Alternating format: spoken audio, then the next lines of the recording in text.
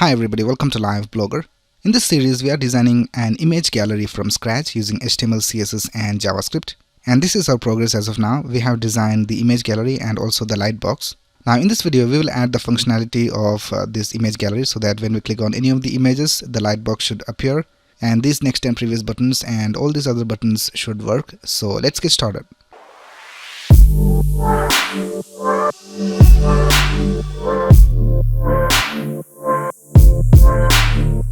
The first thing we will do is we'll hide this Lightbox and also these buttons at the beginning.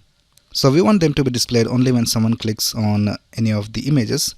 So let's go back to our CSS, and if you scroll down here, you can see this is the CSS for the Lightbox. So what we'll do is we will move it above the screen. So we will set the top position to -100%. So let's set it to -100%. So now we can see that the Lightbox is not being displayed. It is above the screen. And when we click on any of these images, we want the Lightbox to be back to the normal position. So let's create a class for that. So let's type image gallery container lightbox.active. So now when someone clicks on any of the images, we will add the class active to the Lightbox, and then we'll set the top position back to 0, and we'll also add a transition so that we'll have smooth animation. So let's type transition of all to 400 milliseconds. And here we can see the Lightbox is not being displayed, but if we go back to our HTML and if we add the class active to the Lightbox, so here I'll just add a class active, and now we can see that the Lightbox is back. So whenever someone clicks on any of the images, we will add the active class using JavaScript. So let's delete it for now. And we also want to hide these icons over here. So for that, let's go back to our style.css, and it is a class called options. So here you can see Lightbox options, and here we'll just set the display to none. So now we can see that the options are not being displayed. But when we have the active class for the Lightbox, we will set the options display to flex. So let's type image gallery container lightbox.active, and we'll type options, and here we'll set the display back to flex. Right, now let's go back to our index.html file, and let's add the active class over here in the Lightbox. And here we can see the Lightbox and these buttons are being displayed. But if we remove the active class, the Lightbox and the buttons are hidden. Now the next thing we will do is we will add an on-click event to these images over here. So let's go back and let's go to these images. Now here for each of these image divisions, let's add an on-click attribute. So let's type on-click. Now here you can execute JavaScript code, or you can even call JavaScript functions. So let me just show you an example. I'll just type alert, and here I'll just type hi. So this is a line of JavaScript code where an alert will be displayed on the browser. So let's save it, and let's go back to our design, and let's click on this image, and we can see we have an alert called hi. So in this way we can execute JavaScript code using the on-click event attribute. Now here we'll call a JavaScript function. So let's name the function showImage. Now we haven't created this function yet, so we'll create it in our main.js file. Before that, let me check whether we have linked our JavaScript file. So here we can see we have linked our JavaScript file over here. So let's go to our main.js file. Now here we'll create a function called showImage. So let's type const showImage, and we'll create an arrow function over here, and I'll just type alert hi for testing. So here in the HTML we are calling the showImage function, and we have written the code over here in the main.js file. So let's go back to our design and let's click on this image, and here we can see the alert is being displayed. So everything is working all right. Right now in the showImage function, we want to get the link of the image. So when we are calling the showImage from this division right here, we want to get the link of this img, and when we are calling the showImage from the second division, we want to get the image source of this image right here.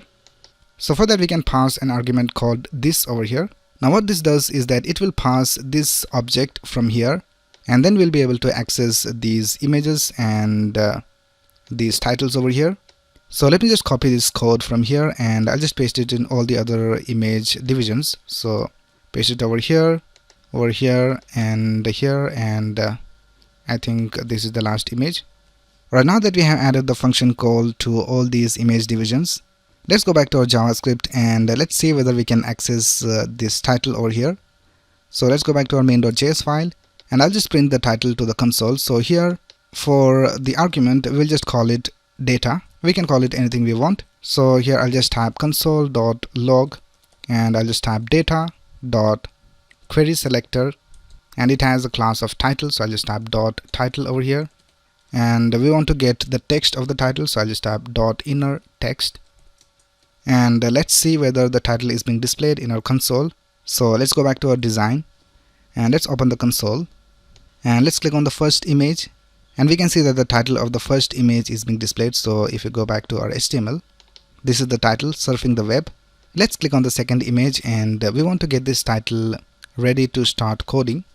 So let's go back to our design and let's click on this second image, and here in our console we can see that the title is being displayed. So everything is working all right. Now let's display the Lightbox, and in that we'll display the title and the image. So for that we need to reference some of the elements from this HTML. So we need to reference the division with the class of Lightbox, and we also need to reference the img tag inside the Lightbox and also the title.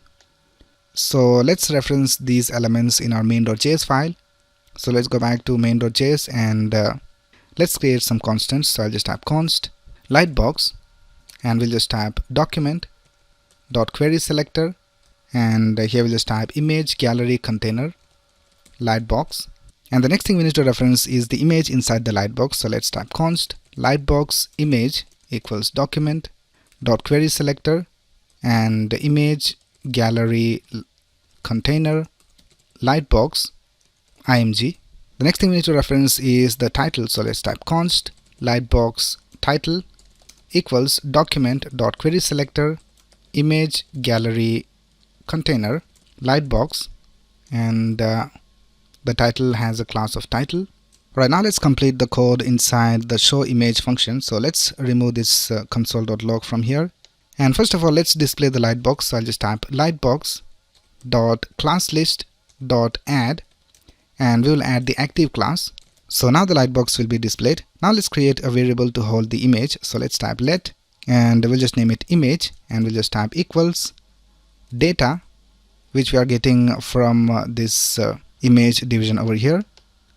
So here we're going to type query selector, and we'll just type img. So this will get the image inside the data, and we also want the title. So let's type let title equals data.querySelector, and we'll just type title, and let's add these to our Lightbox. So we have already referenced the Lightbox image and the titles over here, so let's use those over here. So I'll just type Lightbox image.src, and we'll set it equal to image.src.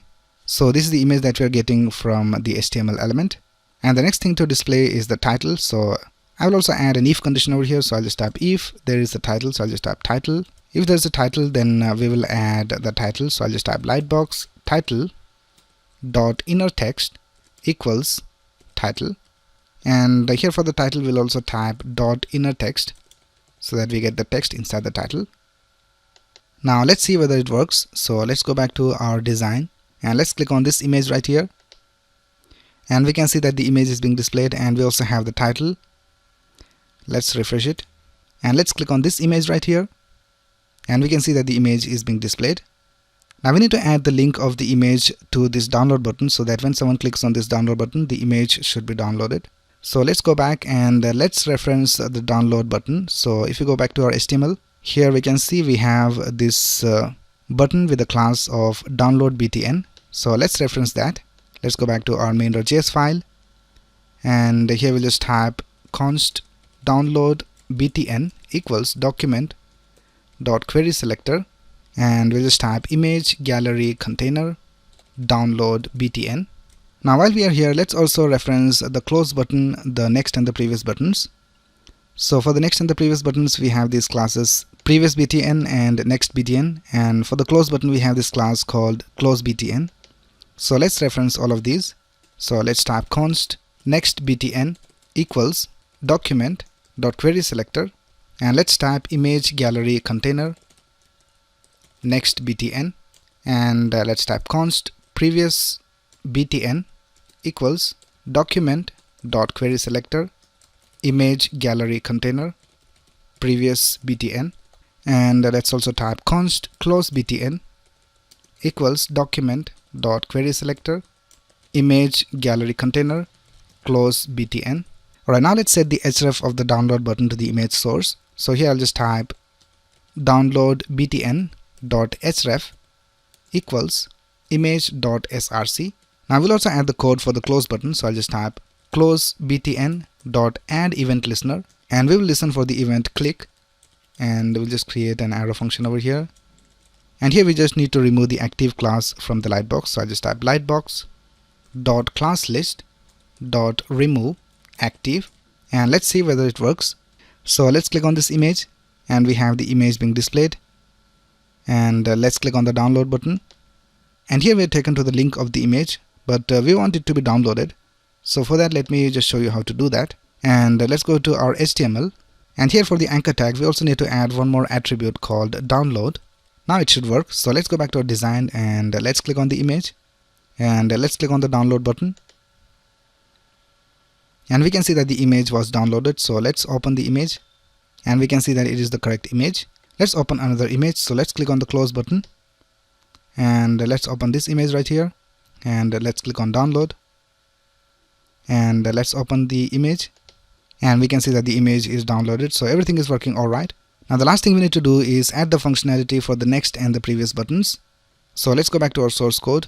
Now for the next and the previous buttons to work, we need to be able to know which image is currently displayed in the lightbox. So for that, we'll just create a new variable over here. So I'll just name it current image, and we'll just set it to blank at the beginning.